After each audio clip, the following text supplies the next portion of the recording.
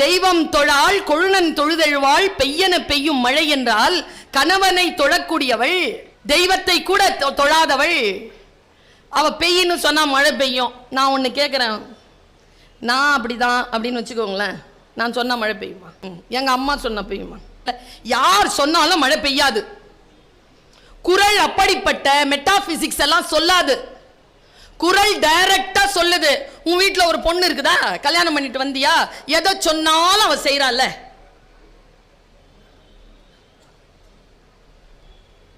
நாளும் கிழமையும் நலிந்தோருக்கு இல்லை, ஞாயிற்றுக்கிழமை பெண்களுக்கு இல்லை.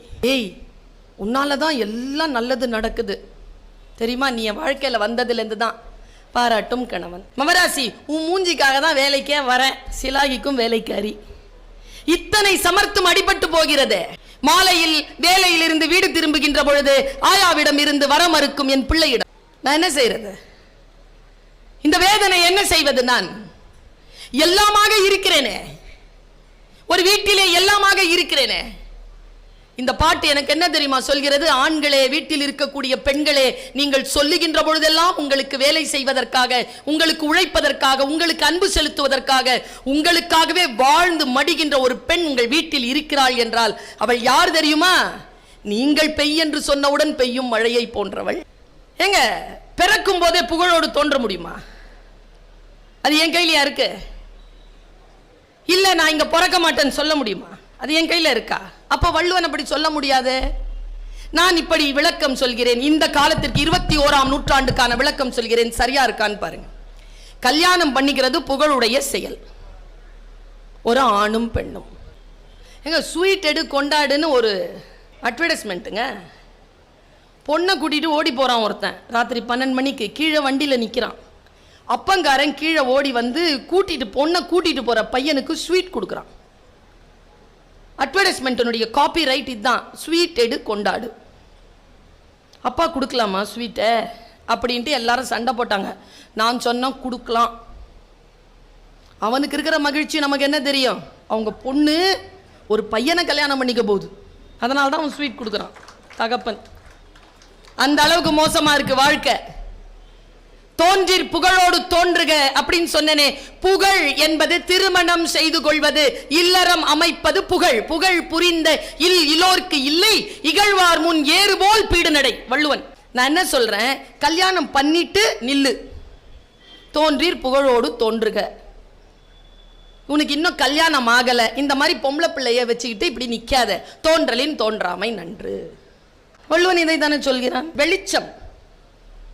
வெளிச்சம் என்றால் என்ன? யாராலாவது விளக்கம் தந்து விட முடியுமா? வெளிச்சம் என்றால் என்ன? இருட்டை விரட்டுவது, அது காரணம். வெளிச்சம் என்றால் என்ன? அது செய்யும் வேலையை சொல்கிறீர்கள். வெளிச்சம் என்றால் என்ன? பாப்லோ நெருடாவிடம் கேட்டார்கள் வெளிச்சம் என்றால் என்ன என்று. அவன் சொல்லுகிறான், இறைவனின் நிழல் என்று பேசுகிறான். இறைவனின் நிழல் தான் வெளிச்சம் என்று பாப்லோ நெருடா சொல்கிறான்.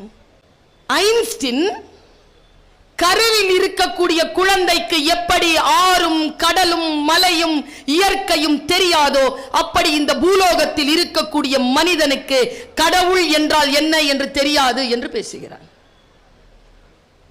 ஒரு விஷயத்தை வாசிக்கின்ற பொழுதுதான் எனக்கான அறிவு புலம் அப்படியே விரிந்து கொண்டே போகிறது. நான் இப்படி சொல்கிறேன், குற்ற உணர்வு என்பது வேறு, குற்றம் என்பது வேறு. குற்றத்திற்கு தண்டனை உண்டு, குற்ற உணர்விற்கு தண்டனை உண்டா? உங்கள் ஆன்மாதான் அதற்கு தண்டனை தரும், உங்கள் வாழ்க்கை தான் அதற்கு தண்டனை தரும். இதை என்னால் ஒரு புத்தகத்தை வாசிக்கின்ற பொழுது, அண்ணா கரீனினாவை வாசிக்கிறேன், டால்ஸ்டாய், 36 மணி நேரங்கள் ஒரு வேலையும் செய்யாமல் வெறும் பச்சை தண்ணி குடிச்சுக்கிட்டு வாசித்த இடத்திலிருந்து நகராமல் உட்கார்ந்து இருந்தேன். அந்த புத்தகத்தை வாசித்து முடித்து நான் என்னால் அண்ணாவில் இருந்து வெளியில் வரவே முடியவில்லை. அப்படித்தான் இருக்கும் புத்தகங்கள். ஆண்கள் பெண்கள் குழந்தைகள் என்ற சுந்தரராமசாமியின் புத்தகம், ஆழிசூழ் உலகு என்கின்ற புத்தகம் ஜோடி குரூஸ் எழுதியிருக்கிறார்.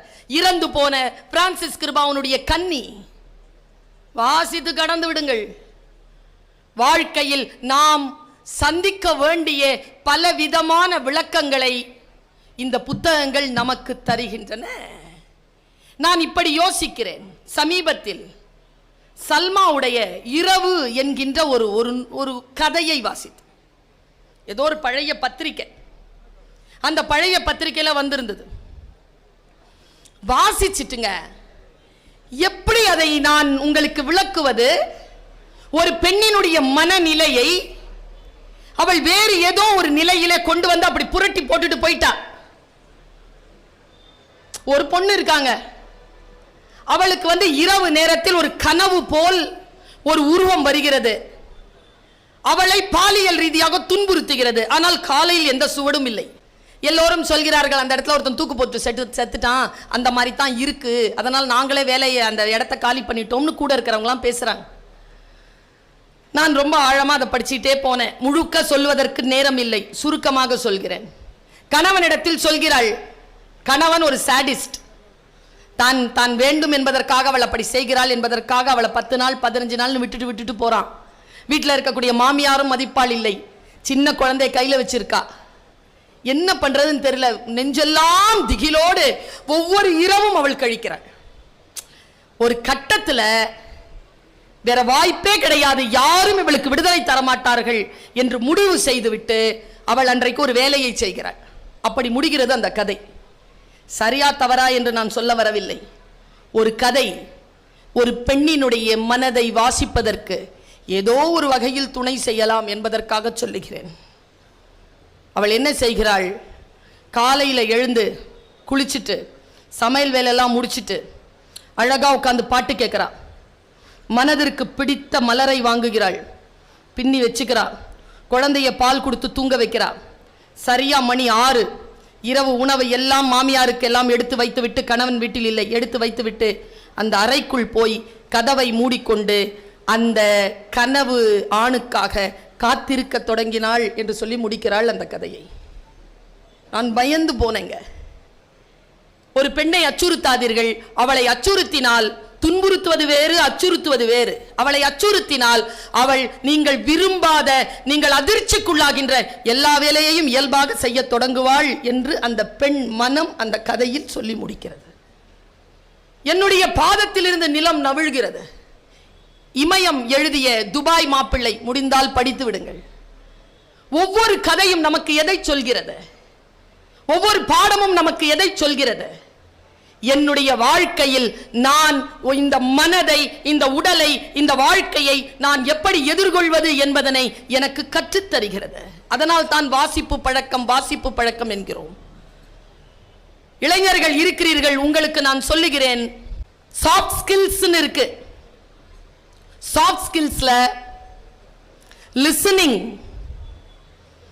ரீடிங், ஸ்பீக்கிங், ரைட்டிங் இருக்கு. அதுல ரொம்ப முக்கியமானது லேர்னிங், கற்றுக்கொள்வது. இந்த போதி மரம் நமக்கு இந்த உலகத்தின் ஏதோ ஒரு சூட்சுமத்தை கற்றுக் கொடுக்கிறது. அந்த கற்றுக்கொள்வதற்காகத்தான் நாம் இங்கே கூடியிருக்கிறோம். ஆரிய படை கடந்த பாண்டியன் நெடுஞ்செழியன் புறநானூற்றில் 183வது பாடலில் சொல்கிறான், உற்றுழி உதவியும் உருபொருள் கொடுத்தும் பிற்றை நிலை முனியாது கற்பது நன்று. ஆசிரியர் இருக்கிறார்களா? அவர்கள் துன்பப்படுகிறார்களா? அவர்கள் துன்பப்படாமல் இருப்பதற்கு அவர்களுக்கு உதவி செய்து, பொருள் கொடுத்து, நீ துன்பப்பட்டு சம்பாதித்த காசையெல்லாம் அவர்களுக்கு கொடுத்து, இதனால் எனக்கு என்ன பயன் என்று நீ கோபப்படாமல் குழந்தையே பெண்ணே படித்துக்கொள் என்கிறான் அந்த தலைவன். கடைசியா சொல்வான் பாருங்க, 4 வரியில முகத்தில் அறையிற மாதிரி சொல்லுவான், வேற்றுமை தெரிந்த நாற்பால் உள்ளும் கீழ்ப்பால் ஒருவன் கற்கின் மேல்பால் ஒருவன் அவன் கண் படுமே. என்ன அர்த்தம்? தாழ்ந்த ஜாதிங்கிறானா? நீ பொம்பளை அவ்வளவுதான்றானா? படிச்சிரு. படிச்சா எவெல்லாம் அப்படி சொல்லிட்டு சுத்துறானோ, அவெல்லாம் மேல மேலன்னு சொல்லிட்டு சுத்துறானோ, அவெல்லாம் உன் காலடிக்கு வந்துருவான். இப்படி சொல்கிறான் ஆரிய படை கடந்த பாண்டியன் நெடுஞ்செழியன். நான் வாசிக்கிறேன். வாசிக்கின்ற பொழுது எனக்கு சில வெளிச்சங்கள் கிடைக்கின்றன. நான் ஒரு வெளிச்சத்தை சொல்கிறேன். நான் பார்த்து படித்து உணர்ந்த ஒரு வெளிச்சத்தை உங்கள் அத்துணை பேருக்கும் சொல்லுகிறேன். இந்த மார்ச் 8 மகளிர் தினம்னு சொன்னோம்ல, இந்த மகளிர் தினத்துக்கு ஒரு தாற்பயம் உண்டு. என்ன தெரியுமா? ஆணுக்கும் பெண்ணுக்கும் சரிநிகர் சமானமான ஊதியம் வழங்கப்பட வேண்டும், அவர்களைப் போலவே 8 மணித்தியாலம் நாங்கள் வேலை செய்வோம் என்கின்ற போர் குரலுக்கு கிடைத்த பரிசுதான் மார்ச் 8 உலக மகளிர் தினம். அன்னைக்கு நம்ம என்ன செய்யறோம்? கோலப் போட்டி, சமையல் போட்டி.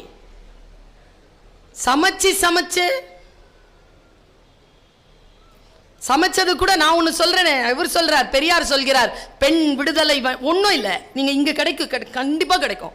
பெண் ஏன் அடிமையானால்னு ஒரு புக்கு குழந்தை. இளம் பெண்களுக்கு சொல்கிறேன், படித்து விடுங்கள். ஆண்கள் மிரள்கிறார்கள், படித்து விடுங்கள். நான் ஒன்றை புரிந்து கொள்வது, பாருங்க, நான் சிலப்பதிகாரம் படிக்கிறேன். சிலப்பதிகாரத்திற்கு மையமாக வந்த கொற்றவை என்கின்ற நூலை வாசிக்கிறேன். ரெண்டுமே வாசிக்கிறேன். இளங்கோவின் கண்ணகி, ஜெயமோகனின் கொற்றவை, ரெண்டுத்தையும் நான் நிறுத்தி பார்க்கிறேன்.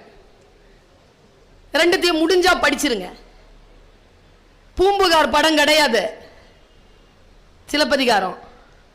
சிலப்பதிகாரத்தை படிச்சு பாருங்க, 13 வரியில கதை முடிஞ்சிருச்சுங்க. தேரா மன்னான்னு ஆரம்பிப்பாவ, 13 வரி தான். நான் நிறைய சொல்லல, அப்படி ஒரு எடிட்டிங் பண்ணியிருப்பாரு இளங்கோ. இளங்கோலாம் சாதாரணமான ஆள் இல்லை.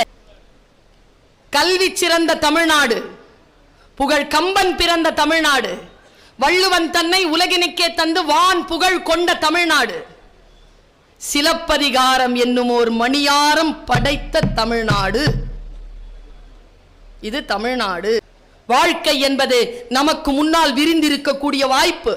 வாசித்து விடுங்கள், படித்து விடுங்கள். என் முதுமைக்கு நான் காத்திருக்கிறேன் தோழமைகளே.